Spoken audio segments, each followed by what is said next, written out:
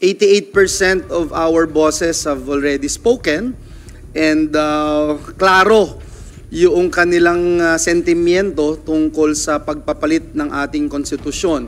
Lalong-lalo na, klaro na hindi nga totoong people's initiative yung ating narinig, no, itong mga nakaraang buwan. Sir, kapag dumating na yung botohan, ano ba yung magiging boto mo dito sa RBA? Well, right now, I'm not convinced Right now. I have to say that.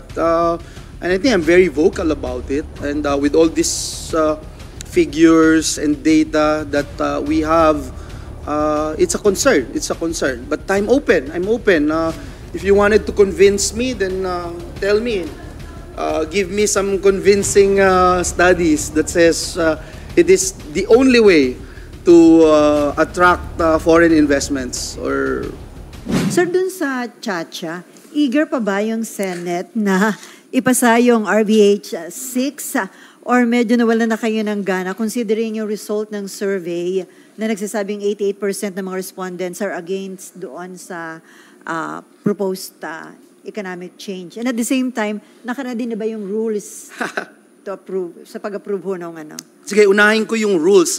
Ready na po tayo. Ang Committee on Rules is ready to adopt new Senate rules for charter change proposals.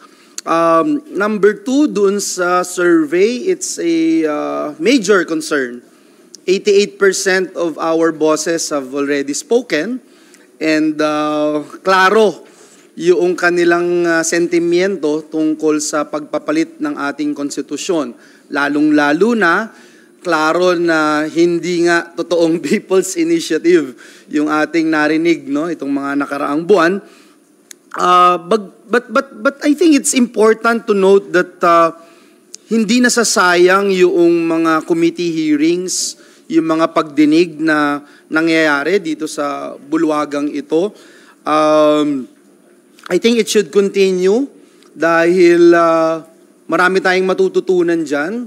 And just recently, natutunan natin yung report ng UP Economic Society ba? UP Econ?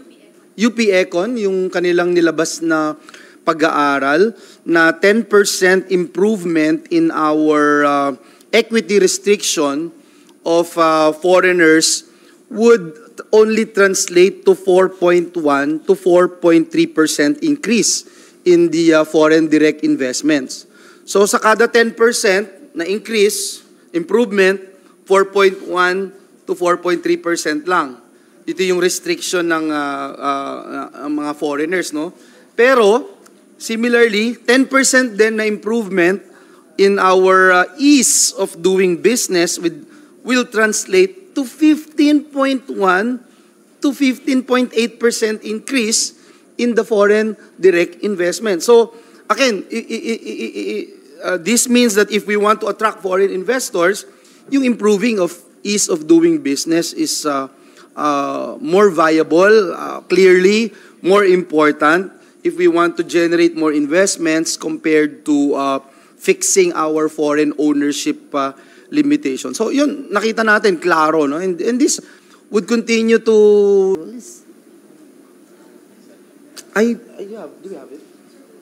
Wala po sa amin, but I can... Mahirap Briefly. Yata muna, baka pwedeng pakita ko muna sa mga members. Wala pang signature. Wala pang signatures. But basically, in principle, we agreed to it during our meeting last... basta ito yung huling last 2-3 days namin dito sa Senado, nagkaroon ng pagdinig ang Committee on Rules na dinaluhan ni Senator Binay, Senator Gatchalian, Senator Tolentino, Senator Risa Ontiveros, Senator J.V. Ejercito. So, March 6 po ito at napagkasunduan namin na in principle, yung mga nais naming ilagay doon, and then the Secretariat would present to us yung napagkasunduan namin, and the Secretariat's now ready to present it. May ilang membro pa kami na wala pa ho yata dito, so we'll just make sure na okay na sila, and once they already signed, I can give you a copy of it. Pero dun sir, nakalagay yung separate definitely, because that's what separate. the House rules also stated, no, yung 144 section or Rule 144. Section 144. No? So almost the same with the House rule.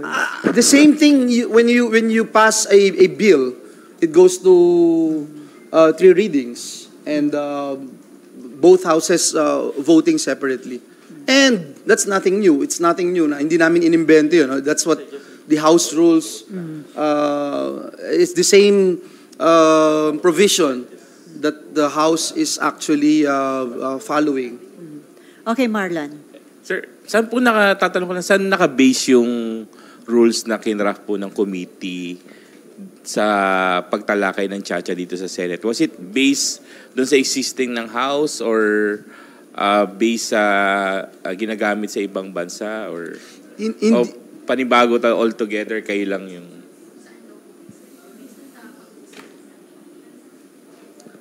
No, I think his question is the basis of the Yung committee group. ongoing, Yes. the ongoing committee hearings.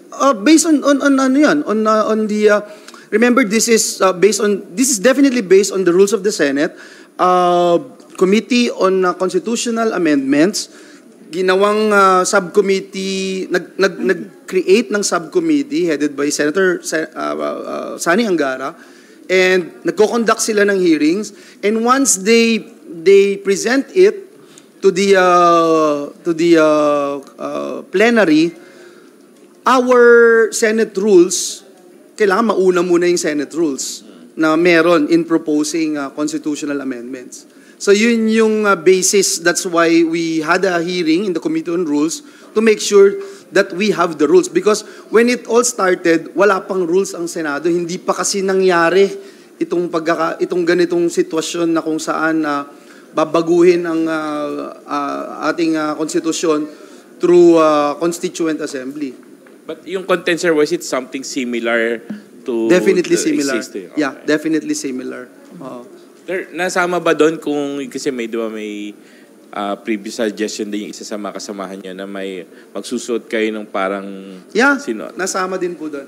Kasama rin po yan. Yeah. Ang may kulay. Kasi ang magiging is if we will go to that hindi na kami as legislators but part na kami noong pag-amend ng konstitusyon eh. May ibang outfit, sir? May ibang outfit kayo? O ang May suggestion kulay. nila kay Senator Nancy ay kulay maroon. Dahil UP maroon si Hindi dahil doon sa Friday. I'm just kidding. No. The Oxford. But Oxford.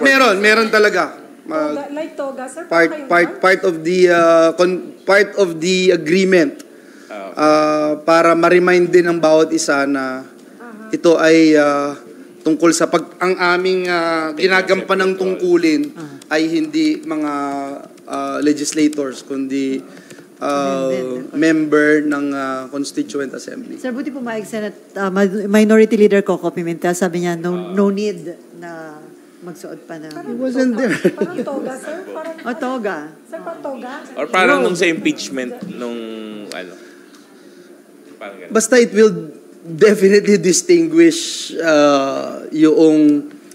will be different, okay? Will be different from our usual work as legislators here in the Senate.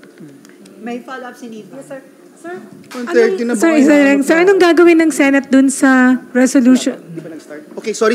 Yes, sir. So, anong gagawin ng Senate dun sa resolution of both houses? Number 7 that was adopted by the House, approved by the House and sent to the Senate na, sir. Chacha. Yun Na-transmit. din yung RBH 6 eh. So, sir, yung 7, sir, ng House, na-transmit na dito after nilang maaprubahan, di ba? Hindi ba sa COMELEC din Sorry, nila hindi yun? ko naintindihan.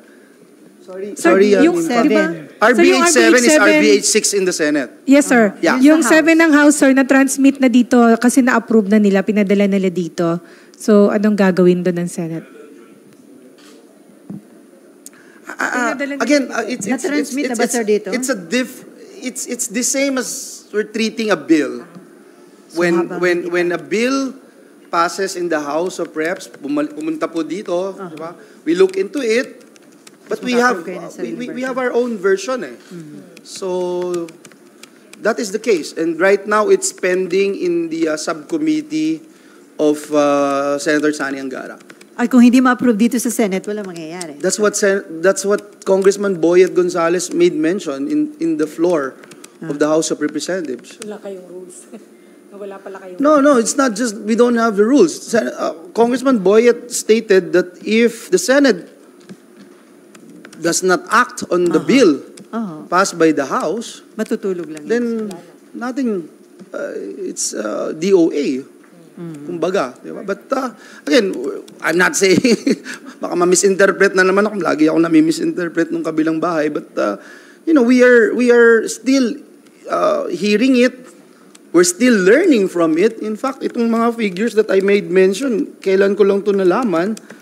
And I'm still looking forward to learning from the experts what we can do, how we can improve our economy if changing the constitution is really, something to do with our investments, foreign direct investments na papasok sa atin or will increase dramatically because right now I don't see it happening. So unless parang pag binigay mo yung lupa, yung diba? Ayaw naman natin yun. And even the President already mentioned that he doesn't agree with that. Pero sir, yun ba yung possible na mangyari dead on arrival dito sa Senate? Everything is possible. Kasi you cannot even say or kahit ako sinasabi ko nga, hindi ganun kadali sabihin, ito, sigurado, papasan to. Any member of the Senate can actually say his piece. Ganito kami dito sa Senado. We listen to everyone and we give weight to everyone's advocacy and inclination. But at the end of the day, yun nga, if you don't have the majority of the Senate supporting your call, laring hindi ito magpo-flourish.